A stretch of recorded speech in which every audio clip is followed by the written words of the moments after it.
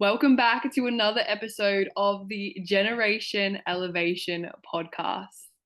Now, today I am super excited to have a very special guest. He has 186,000 followers and he is helping high level athletes perform better by teaching them about the mental side of sport and sports psychology. He himself played football and struggled with the mental side, which also then inspired his journey. And so, with that said, I am super grateful to introduce to you today Gabrielle Dieno, the owner of the Athlete Mentality Instagram page. Hello, Gabrielle. How are you? Hello, Elise. Thank you for having me. I'm doing great. Hope we can have a great conversation today. Oh, yeah. I just know it in my soul. This is going to be amazing. So, Gabrielle, you mentioned to me before we started, you struggled with the mental side of football, which inspired you to go down the athlete mindset route. So, I would really love to hear about your journey in football and how you discovered that your mindset was the thing that was holding you back. Yeah, that actually took me some time to figure that out. So I was born in Brazil. So as you can Mhm. imagine, as most kids here, I started to play football at a super young age, and I was really involved into it since 7. So I started playing at that young age in the academies, which you were not really aware of what that is, what are the goals that you have. Was really just enjoying that path. And when I was 11, I started to play for my neighborhood club, which was in a decent level. And I was doing fine because I worked really hard. I always had that and sort of instilled by my parents to really go hard, to be discipline and go after the things that you want. So I was doing good at that time. But when I was 15 to 16, I was really not performing. I was really anxious. And back at that time, I didn't really know what anxiety was, what a lack of confidence was. I just knew that I was working really, really hard, but I was not being able to perform. I was doing a lot of things that now I see that were coming from the anxiety, like comparing to others, like being not being able to relax and sleep well the day before a game, or all those things that now to me sound very obvious because I deal with this kind of stuff every single day. But back at that time, I had no clue. Like the only thing that I saw was I'm not performing, I'm not achieving my goals, and all of that. So it took me still a few more years to understand, okay, I think this is something to deal with the mental side.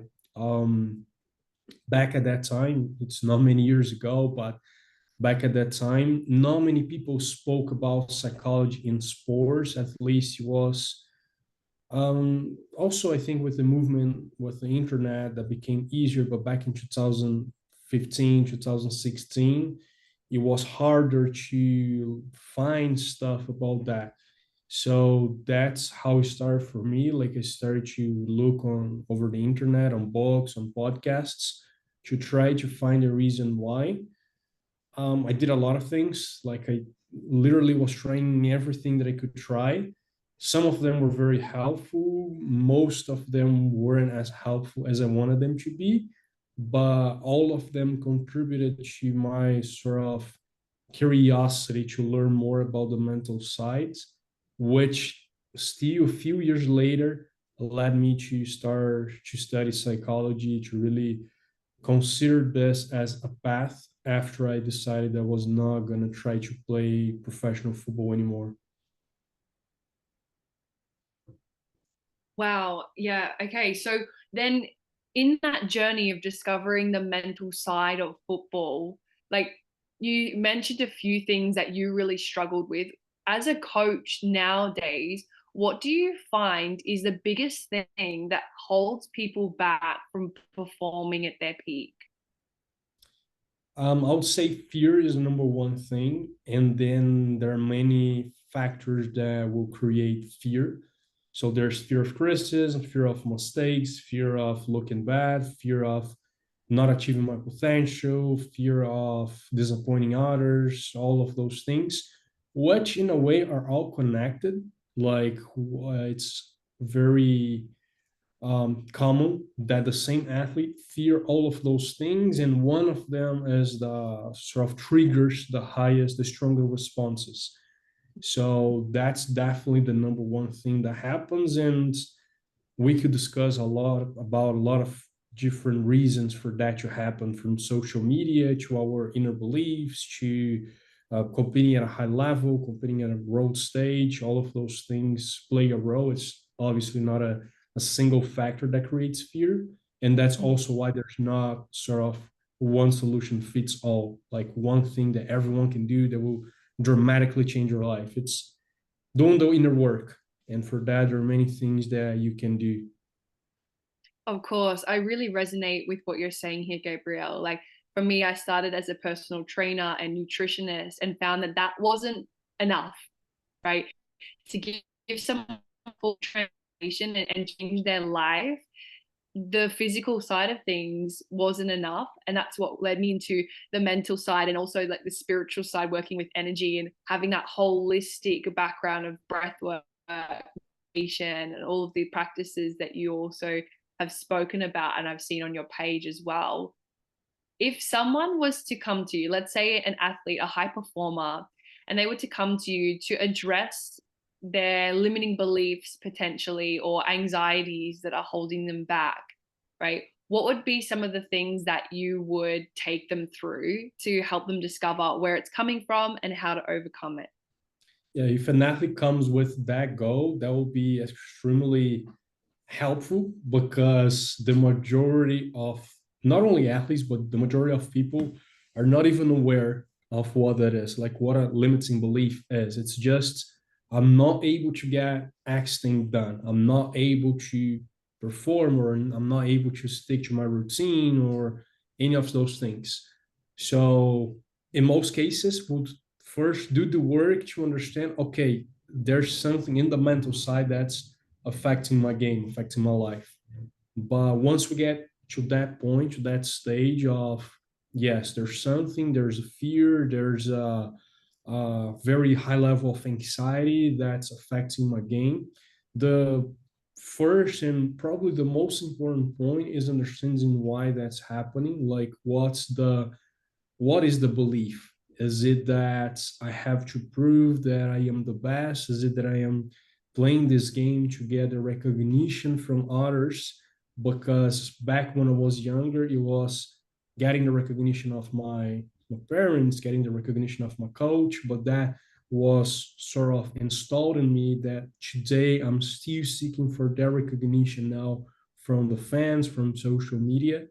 It's really trying to understand that, like, once I'm starting with a new athlete, we are going to spend at least the entire first session really understanding the way I think, the way I behave, the situations that trigger stronger emotional responses on me, the situations that my body doesn't respond well, so situations that make me more anxious, that I feel like my body language is not the same, that I'm not able to communicate clearly, like really trying to understand the framework or the map that's controlling my behavior. And then from then we can start, okay, this is the number one situation that affects me. It's before games, I'm not able to sleep. Okay, so let's try at the same time tackle your physiology, so tackle how your body responds to it, using things as the one you mentioned, like breath work, like meditation, like progressive muscle relaxation, really trying to tackle the physiological side of that, because our bodies and our minds are extremely connected. They're basically the same thing. It's our body, and our brain is part of our body, so we cannot work on one of them without working on the other. So we tackle the physiological side and the psychological side at the same time, trying to assess those beliefs, trying to use exercises that will help you value things in a different way, instead of valuing too much the recognition or the the lack of challenges, the lack of mistakes, but how can we value more the attempt of trying or exercising my courage, exercising the values that I have, not only for my sport, but also for my life.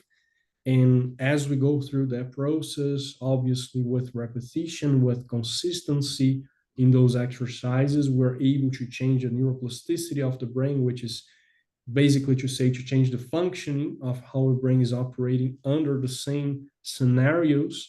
And then that's essentially how we are able to create change in their performance and in their lives. Wow. I really loved your answer just now. I think that is very helpful to everyone listening. So to break that down, it would be first to have a deep dive into your life and your habits currently, correct? So looking at where things are going right, where things may not be going how you want them to, and then asking why. Yeah. Yeah, and I think a lot of the times we avoid that. Like something is not Mhm. working right. I'm not being able to perform.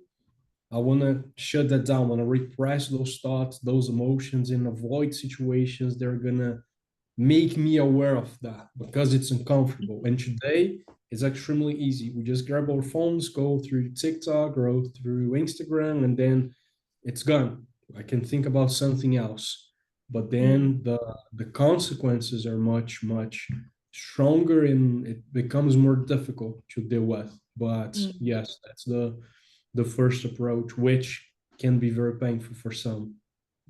Yeah. I would love to hear your perspective, Gabriel. I know that there is way more marketing and encouragement around men's mental health in particular. And as a male yourself, I would love to hear your perspective, whether it be your own journey or working with your own male clients around the difficulties that men specifically face opening up to these emotions that they have repressed for so long, especially like high level athletes or entrepreneurs that, they're in that hustle mentality and it's like go, go, go. They don't have the time to, or they think they don't have the time to address how they feel. I'd love to hear what your perspective is on that and your experience. I feel like that's getting a lot better now if we compare to 10 years ago, but it's a huge barrier that we face. We refer to men, to athletes, to even as a society as a whole, like also women. I agree that men, it's a higher barrier, but yeah, I feel like one of the reasons for that is because we are not like most people are not aware of what the mind stands for. Like it's a very subjective term, and we don't really see how what are the more tangible things that impacts our lives. And it's very easy to see that as a problem. Like I don't have problems, or uh, I should be able to get this level of things done. And if I'm not at least at this level, then it doesn't make sense for me to seek help from someone else. So I feel like a lot of the problems that we have, like the factors that make us less likely to seek for that, is because of the awareness. Like, what exactly is the mind? Like, how could that be more tangible in my day-to-day life? Like what is, as I was saying, when I was 15 to 16, I didn't know what anxiety was. I didn't know that I was not able to sleep well because I was too anxious. So being able to have those things more tangible, it's probably the most important factor. And also, as more people speak about it, like more athletes are speaking about it, are sharing their struggles, are sharing that they get that done, that they're doing this work, it makes it a lot easier for other athletes, younger athletes, to understand exactly what that is, how they can get involved with that, what are the benefits that they could get if they get involved with something like this. And once we sort of cross this bridge and start to understand that better, we shift from seeing that as weaknesses, I'm not strong enough, to how can these make me better? And that becomes a competitive advantage and not a situation that makes me weaker.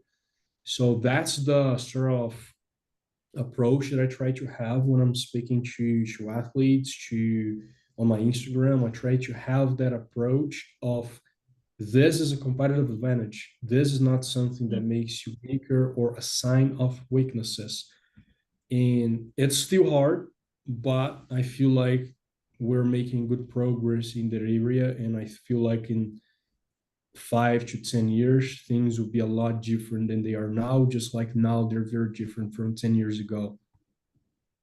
Yeah, I completely agree with you here. And I love hearing that perspective. I think it's definitely opening up and it's going in the right direction in regards to more people being open and uh, accepting of mental health and its positive impacts when you are doing that inner work. So I would love to hear, and I'm sure the audience would like to hear this as well. Gabriel, I'd love to hear your results or things that you've seen as a result of people doing the inner work, whether that be yourself or your clients.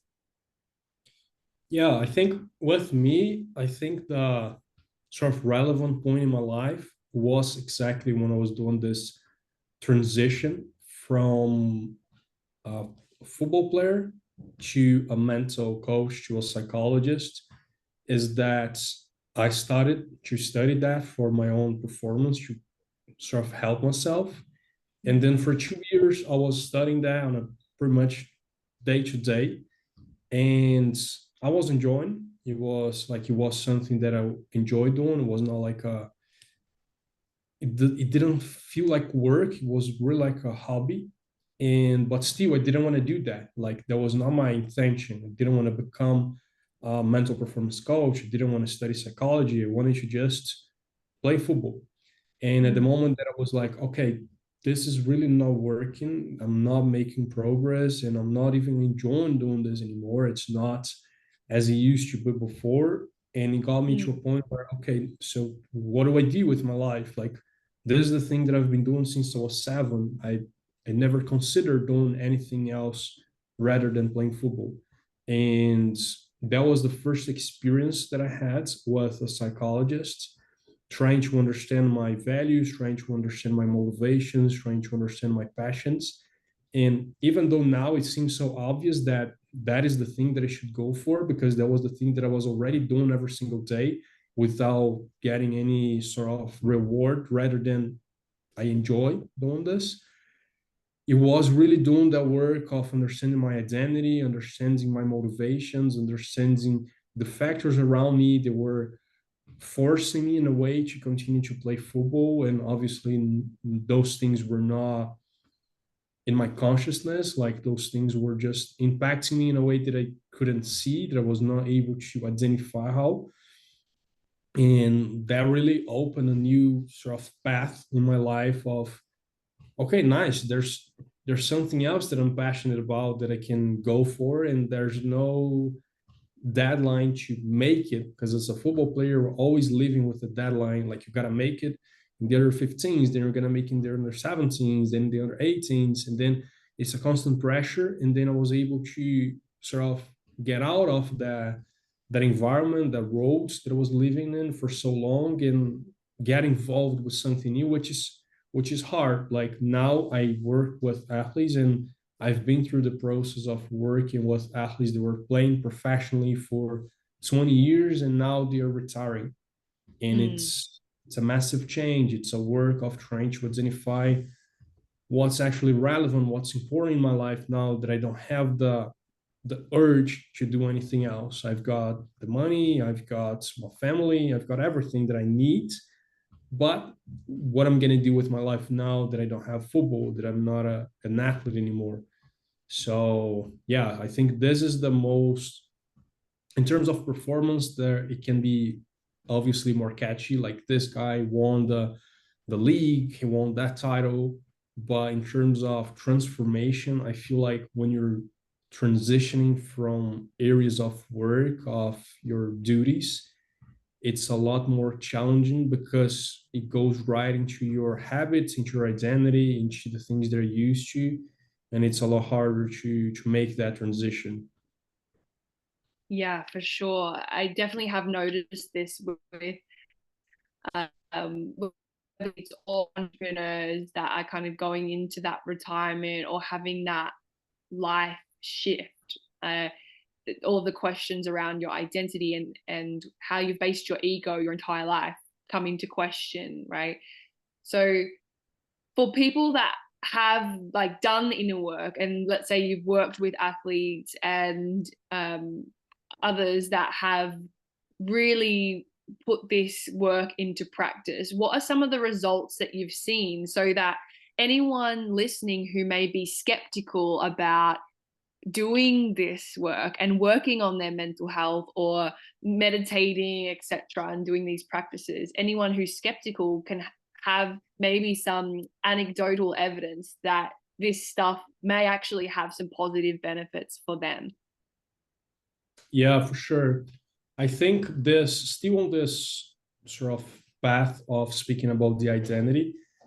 I feel like the one of the most significant changes that athletes can go through when doing this, and that I have experienced it a lot, is dissociating your identity from your sport, or for all people, from your achievements as tremendously important. And the results, which in a way sound weird, is that you have better performance on the thing that you do.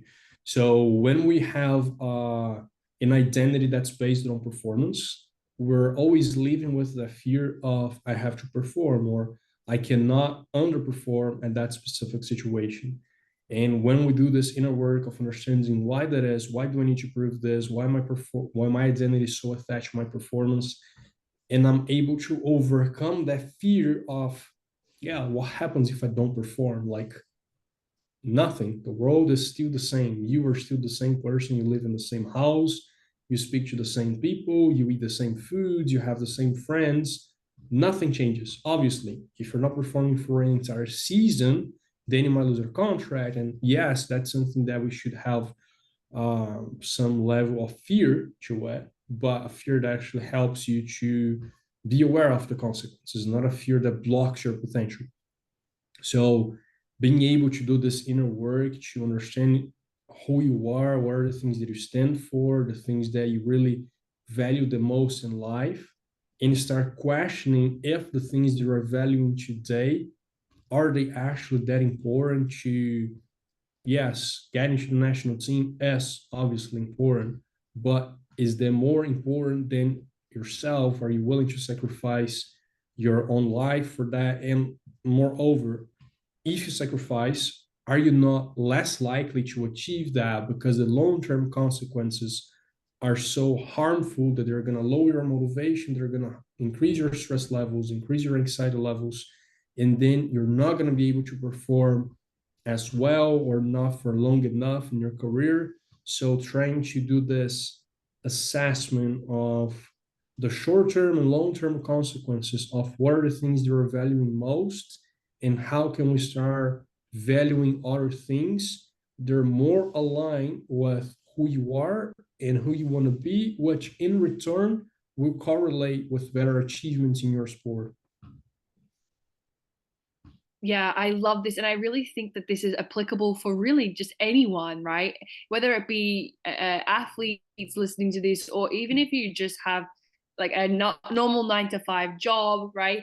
I think this can actually apply to every single person that listens to this in some way, shape, or form. And Gabriel, I would love for you to even just share with the listeners right now, maybe 5 journal prompts or questions that could almost encourage the listeners to create or cultivate awareness around their motivations, their values, which can kind of inspire that inner work within them. Yeah, of course. I really like this. I feel like my favorite way of journaling, and that is the one that I use the most with my clients, is about your values. So first step is identifying your values and really trying to understand the things that you value most about in life. So if you don't know your values, if you never did this work before, just go on just go on Google and type list of values, and then you're gonna find a bunch of values. Look at those things and try to find 3 to 5 things that you really care about, like excellence, family, professionalism, enthusiasm, things like that. That really speak to you, the person, my ideal self. What are the things that I'm valuing the most, that are really I consider to be the key foundation for my life, the way that I want to live my life. So after you have at least an idea of those, you can start journaling about those things and how much they're present in your life. So if we're able to establish this sort of North Star, this is the person that I want to be. My ideal self would care mostly about these 4 things in my life. And then in the day-to-day basis, I can start using the journal to reflect on that. So was I able to exercise my values today in my life? Then how did I do it? Is there any way that I could have exercised one of those values better in my life today? Okay, so that's going to give you some insights into how to be your ideal self. Whenever you are questioning what decision to make or what path to take in life, try to move forward your life and looking back, what will be the behavior, the action that your future self will be proud of that you took today. That way you can manage the decisions that you make, not in a form of fear of scarcity, but you are making those choices and decisions based on my values, which essentially are the things that are more important to you in life. Those will be my top 3. Then other ones could go for how I could help others with my values. Um, I like also an exercise of writing letters for yourself. So 5 years from now, picture you became this person and write a letter to yourself today of what are the obstacles that you face, what are the decisions that you made that really helped you to get there, and trying to really develop those, because a lot of the times the challenges that we go through are the best situations that we have for developing those values, but we don't want to go through them, we don't want to face them, in that can very easily develop into a behavior of avoidance of challenges, which essentially are taking you away from the life that you want. Because I doubt that anyone is going to have as a value fear or avoidance or not going through things that are hard, because that doesn't make sense. I don't think anyone think that way. And I really believe that underneath all of those challenges are the path of our heart and the path of fulfillment for our souls. So anything that does come up to test us in these ways really just shape us to be the person we need to be in order to fulfill that goal that we do have. Yeah, and essentially that should be our goals. Like everything outside of that is just temporary, but the Mm. path of becoming who we want to be is it's endless. And the more that we attach that as our definition of success, the less reactive we'll become to the things that we are going through, because as I said, they are all temporary. Like whatever you want to achieve, if you want to win a league, okay, you win a league for 1 year, but then after that, you're going to play the league again, which obviously you want to win again. But if we make that the most important thing in the world, it's extremely stressful because the deadline for that to happen is shorter. The outcomes or the factors that impact the outcome are many, and a lot of them are out of your control.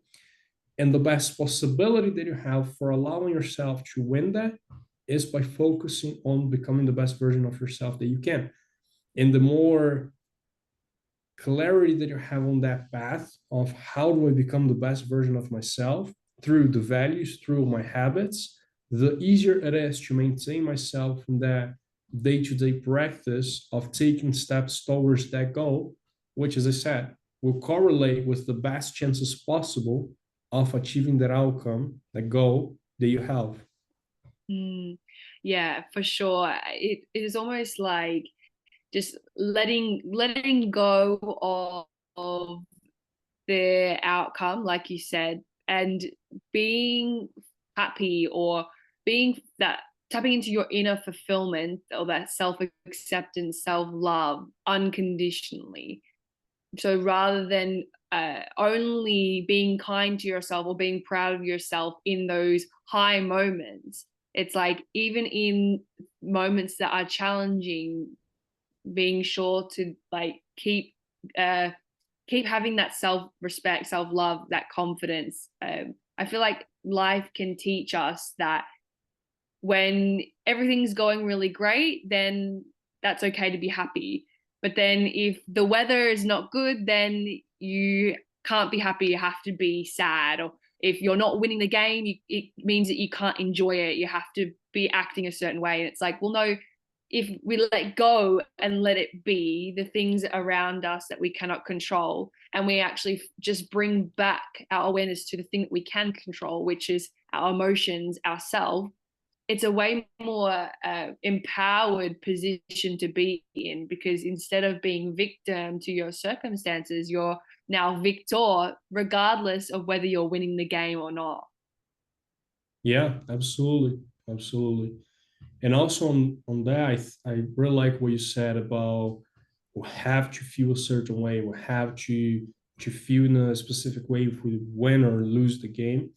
I feel we all have that, not just athletes, but specifically with athletes. I think we have that conception that they must be angry, that they must be sad, and all of that. And both for the positive and for the negative emotions, the more that we try to get away from them to I shouldn't be sad or I should be sad, I should be happy or shouldn't be happy, the more that we create these ideas of how we should be and how things should be around us, the more stuck we get at those emotions because we're trying to change essentially something that already happened. Like I'm already being anxious. Now, if I'm trying to control my anxiety itself, I give too much attention to it, which makes it even harder to get away. Or the opposite. I'm not feeling sad, but I feel like I should be feeling sad. So now I try to portray myself as being sad. And that creates a cycle of emotions that are too challenging to deal with rather than just experiencing whatever is happening to me, acknowledging that, and letting it go, like embracing and adapting to the emotions that we go through. It's such a, I would say a hack. It's not a hack, but it's such an easier way of dealing with the emotions that we often don't want to deal. And instead, we try to repress those emotions. We try to avoid situations that can create those emotions. And that way, we're essentially getting further and further away from the values, from the goals that we have, because we're not being guided by the thing that we want to achieve. We're being guided by the avoidance of the things that we don't want to experience. And that puts us on a level of too much fear because there are way too many things that can create those emotions. And the inability to go through them is what makes us weaker, and not the fact that we are experiencing the emotions which are seen as negative, but essentially they're just part of life. Mm. Yeah. Oh, so beautiful. Honestly, it's been such an amazing pleasure to work with you today and share this. I know the audience would have got so much out of what you've said today. Gabriel, where can my listeners find you if they want to connect, if they want to learn more about what you have to offer, if they want to follow your page? Where can they find you? Yes, they can find me on my Instagram. I have to get better at my other socials, but Instagram, Athlete Mentality, they can find me, Gabriel Diano. Amazing. Oh, so good. And just one last question before we finish today. Now, with all my guests, I always ask them this, and I encourage you to just trust the first answer that comes to your mind. So, what do you feel that the listeners, the collective, need to hear right now? If you could give them one piece of advice, what would that be?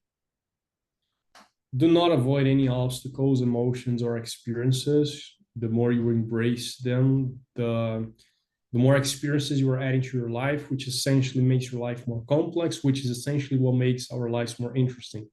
So I think that's a really interesting piece of advice.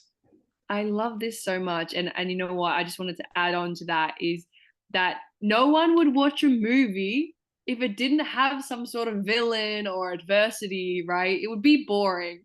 And everyone, we're all living our own beautiful movie and just trust that it's going to have that happy ending, but you've just got to push through those challenges like Gabriel said. Yes, I like it. I like it.